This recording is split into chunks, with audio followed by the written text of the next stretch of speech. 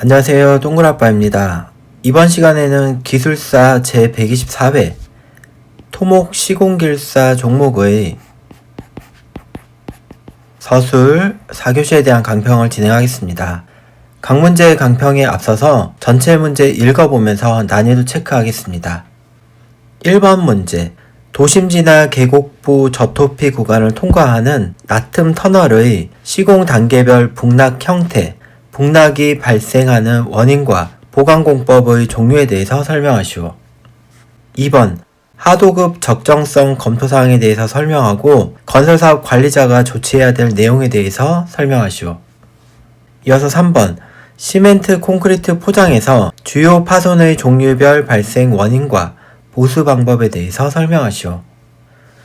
이어서 4번, 준설선의 종류와 특징 및 선정 시 고려사항에 대해서 설명하시오. 이어서 5번 문제, 댐 여수로의 구성요소 및 종류를 설명하고 급경사 여수로의 이음, 그리고 감세공의 형식별 특징에 대해서 설명하시오. 마지막 6번입니다. 교량기초의 세골심도 측정 방법 및 세굴 방지 대책에 대해서 설명하시오. 나왔습니다.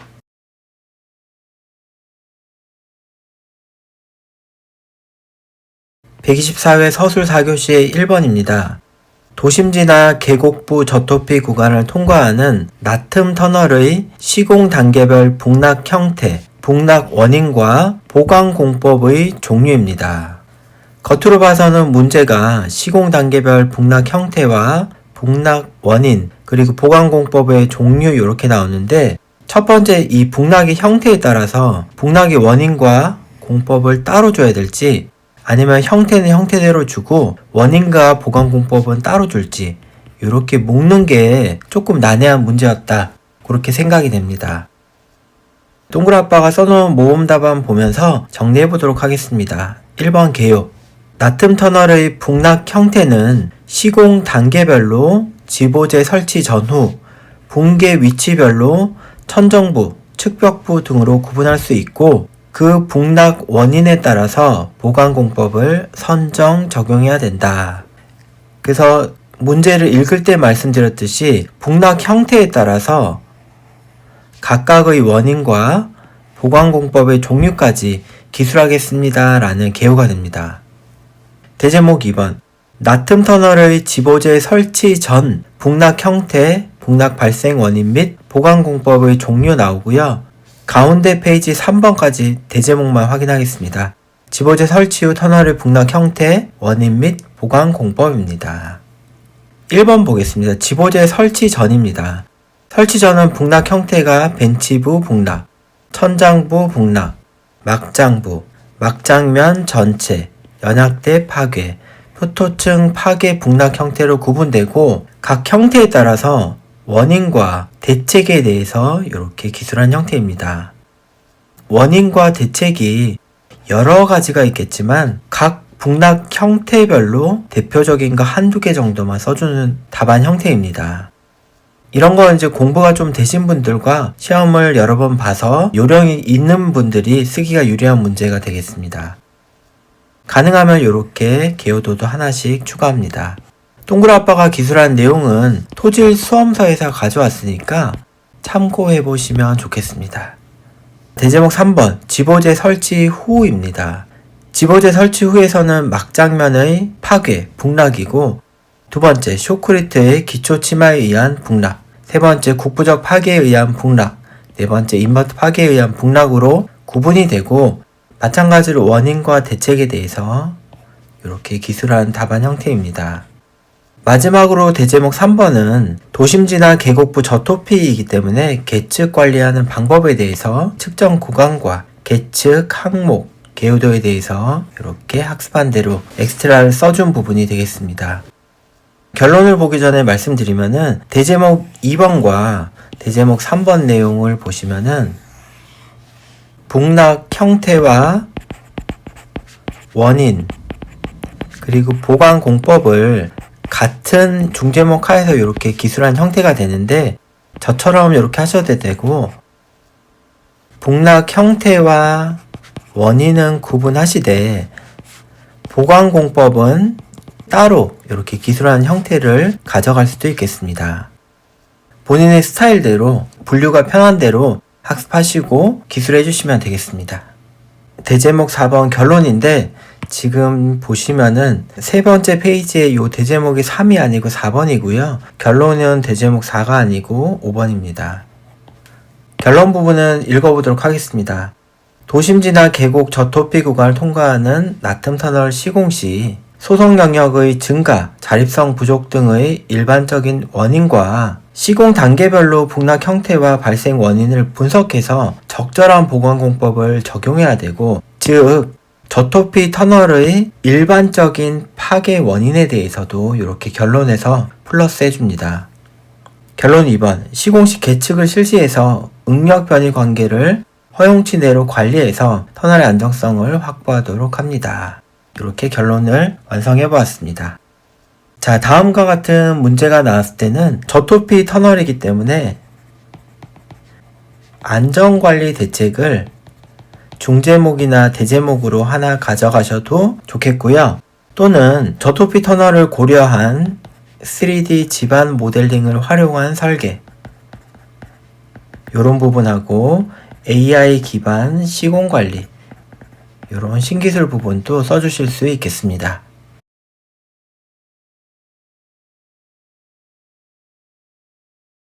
(124회) 서술 4교시의 2번입니다. 하도급 적정성 검토사항에 대해서 설명하고 건설사업 관리자가 조치해야 될 내용에 대해서 물어봤습니다. 건설사업 관리자가 조치해야 될 내용입니다. 대제목 1번은 개요입니다. 하도급 적정성 검토는 건설기술진흥법 제35조 그리고 건설기술용역 하도급 관리지침 국토교통부 고시된 구조에서 건설사업자 관리 등 기관 등을 대상으로 정보 및 의견을 요청할 수 있다. 그래서 하도급 적정성 검토상 검토를 하는 근거에 대해서 썼고요. 이어서 개요 2번. 하도급 적정성 검토 시 건설사업 관리자는 하도급 계약 및 승인 절차, 하도급 지급관리, 안전 및 품질관리 이행점검 등을 조치하여야 합니다. 물어본 두 번째 문제에 관한 내용입니다. 대제목 2번은 하도급 적정성 검토 사항이고 하도급 가격 40점 배점 기준으로 이렇게 산정하는 식이 나오고, 두 번째로는 수행 능력 60점 기준입니다. 그 60점 안에는 책임기술자 26점, 업체 실적 24점, 기술자 업무 중복도 24점이 포함됩니다. 세 번째는 기타, 감점 사항인데 벌점을 받은 경우 그러한 내용이 들어갑니다. 대제목 3번은 하도급 적정성 검토 시 건설사업 관리자가 조치해야 될 내용입니다. 크게는 하도급 계약서 검토 및 법적 적합성 확인, 두 번째, 하도급 업체 선정 과정의 모니터링, 세 번째, 공정하고 적정한 하도급 대금 관리, 네 번째는 하도급 공사의 안전 및 품질 관리 강화 부분. 자, 요렇게 건설사업 관리자가 조치를 해야 되겠습니다. 4번 결론을 쓰고 답안을 완성한 사례가 되겠습니다. 본 문제처럼 계약과 관련된 그리고 건설사업 관리자 CM에 관한 문제가 나왔을 때 엑스트라로 혹은 본문 내용에 추가할 수 있는 내용은 전자 하도급 계약 시스템 또는 플랫폼에 대한 얘기를 할 수 있겠고, 이러한 시스템의 활용으로 계약과 그리고 대금 지급 그리고 관리 등이 가능하다, 이런 부분을 활용해야 되겠다, 이런 내용을 추가해 주시면 좋겠습니다.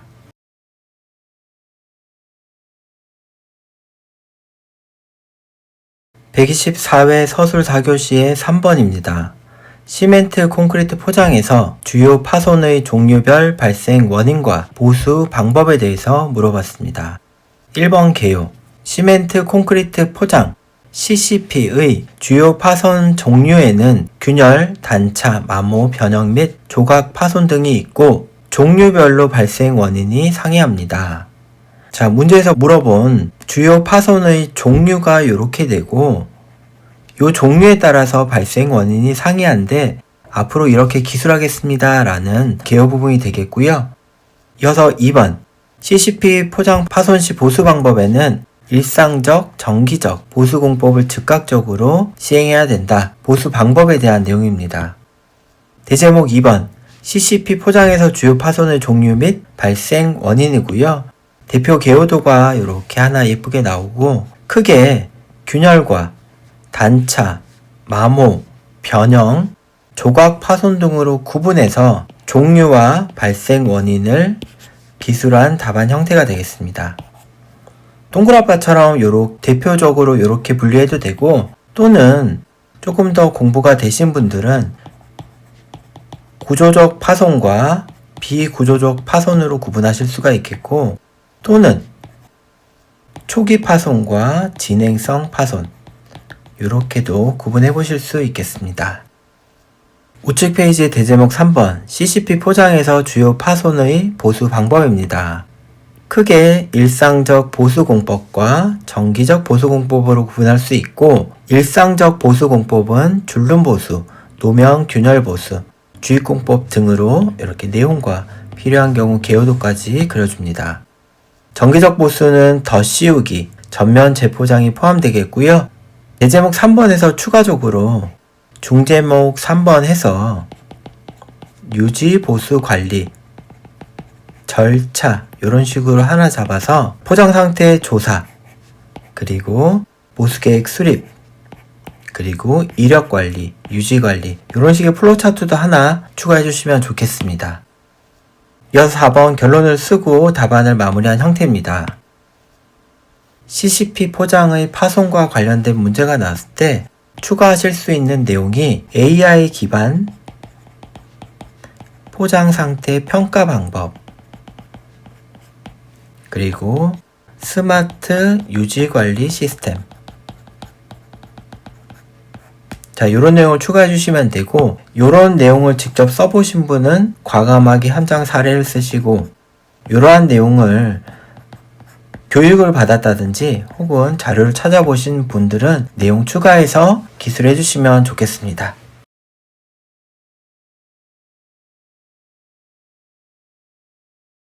(124회) 서술 4교시의 4번입니다.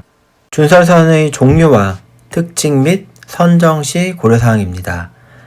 대제목 1번은 개요입니다. 준설공사는 하천, 항만, 해안 등에서 수심 확보, 항로 유지, 토사 제거 등을 목적으로 수중의 토사 및 안반을 파내서 바닥을 깊게 하는 공사를 말합니다. 준설에 대한 정의를 내렸고요. 개요 2번 준설선은 작업 방식에 따라서 골착식, 흡입식, 버킷식 등으로 구분할 수 있고 특징이 상이합니다. 종류와 특징에 대한 내용이고요. 개요 3번 준설선 선정 시 작업 환경, 토질 조건, 준설량, 운반거리 등을 고려해서 적합한 종류의 준설선을 선정합니다. 대제목 2번은 준설선의 종류와 특징, 대표 개요도와 일반적인 내용이 되겠습니다. 드래그 석션, 그래브, 그리고 버킷 준설선, 세함선, 운반선까지 하셨던 내용 위주로 개요와 특징을 써주시면 되겠습니다. 이어서 대제목 3번은 준설선 선정 시 고려사항입니다. 첫 번째는 수심 확인 부분, 두 번째는 지반 조사 부분, 세 번째는 항해 선박 조사 부분, 네 번째는 토질 조건에 적합한 장비 선정 부분인데 특히 이 부분 같은 경우는 본인만의 표를 하나 정리하셔서 가져가시는 게 좋습니다. 다섯 번째는 기상 영향 검토, 그리고 준설토 처리 방법 검토, 공사 규모의 고려 이런 내용이 있겠고요. 추가적으로는 경제성을 고려한 준설선 선정 부분, 그리고 환경의 영향을 고려한 부분, 그리고 민원 등을 고려한 이러한 내용을 요 8번에 이어서 쓰실 수 있겠습니다. 준설선 같은 경우는 누구나 다 이렇게 쓰기 때문에 점수가 나오기 상당히 어려운 문제이기도 합니다. 그래서 추가적인 본인만의 무기를 한두 가지 정도만 장착하시면 되는데 준설 작업 시 GPS 기반의 정밀 준설 또는 자동 준설 부분 내용과 친환경 준설 방법, 자, 요런 내용으로 몇 줄만 요렇게 준비하시고 나중에 준설 문제가 나오면은 요 준비하셨던 내용에 대해서 기술하시면 남들보다 점수가 훨씬 뛰어나게 나오니까 요렇게 준비해 보시는 것도 한 방법이 되겠다. 이렇게 말씀을 드리겠습니다.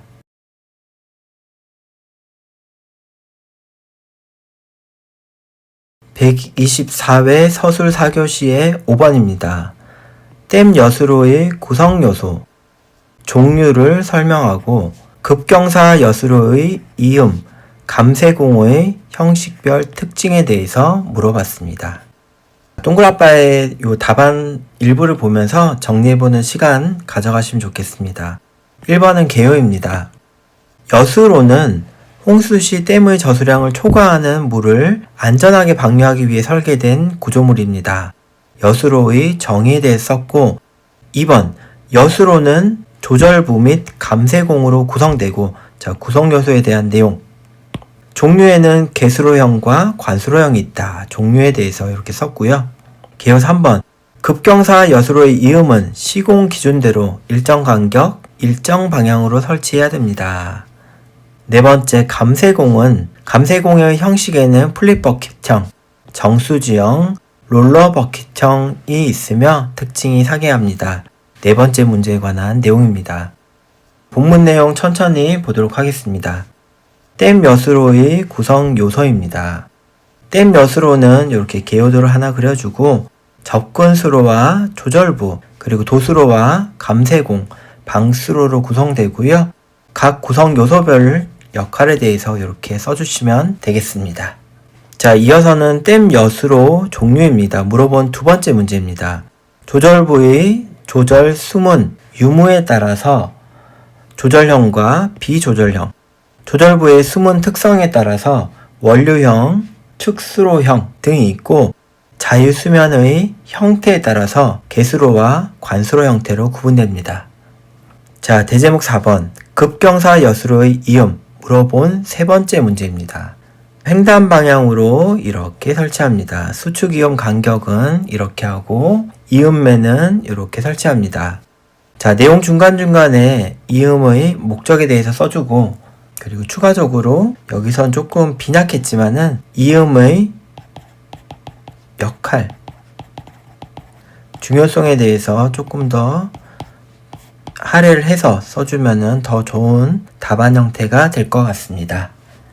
자, 이어서 우측 페이지 대제목 5번은 댐 감세공 형식 선정 시 고려사항. 자, 요렇게 있고요.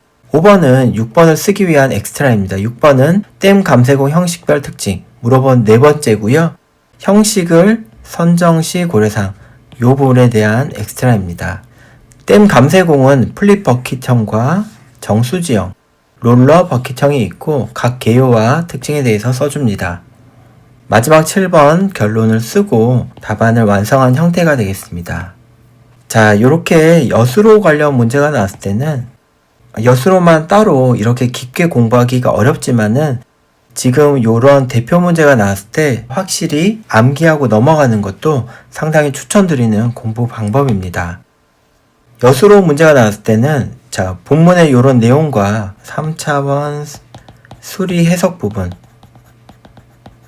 그리고 시공해보신 분들은 시공 사례 이런 내용을 써주시면은 참 좋은 학습 자료이고 좋은 답안 형태가 되겠습니다.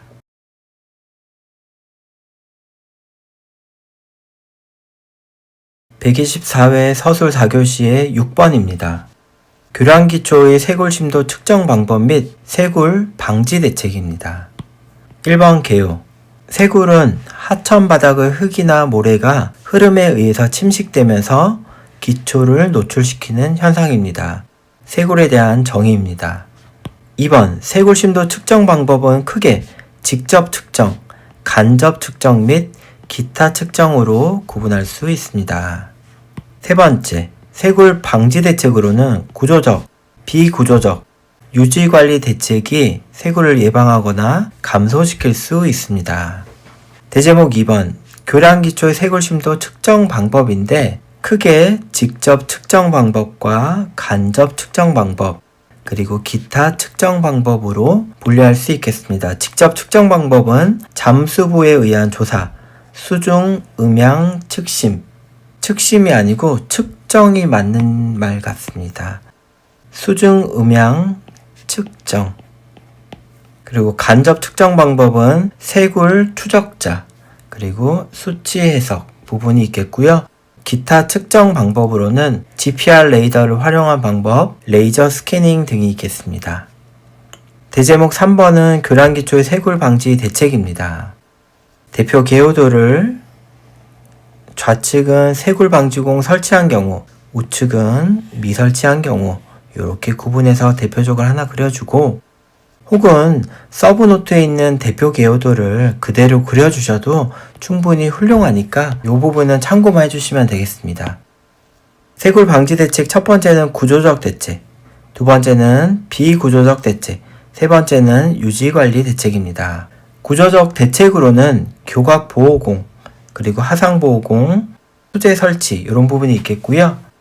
이어서 비구조적 대책으로는 하천 유량을 조절한다든지 식생 호환, 그리고 세굴 방지용 매트, 식생 그런 부분이 되겠고요. 유지관리 대책으로는 정기적 점검, 세굴 심도 측정, 퇴적물 제거 등이 있겠습니다. 마지막 4번 결론을 쓴 답안 형태가 되겠습니다. 여기서 한 가지 추가했으면 좋겠는 게 세굴 방지 대책에서 구조적 그리고 비구조적 유지 관리가 있고, 추가적으로는 설계 시 세굴을 고려하는 방법이 있겠습니다. 설계 시에 세굴을 미리 고려를 해서 기초 형식을 선정하고, 그리고 기초의 시공 방법을 선정하고, 추가적으로 세굴 방지공에 대한 적합한 설계가 필요하겠습니다. 여기까지 해서 124회 4교시와 그리고 124회에 대한 강평을 마치도록 하겠습니다. 수고하셨습니다.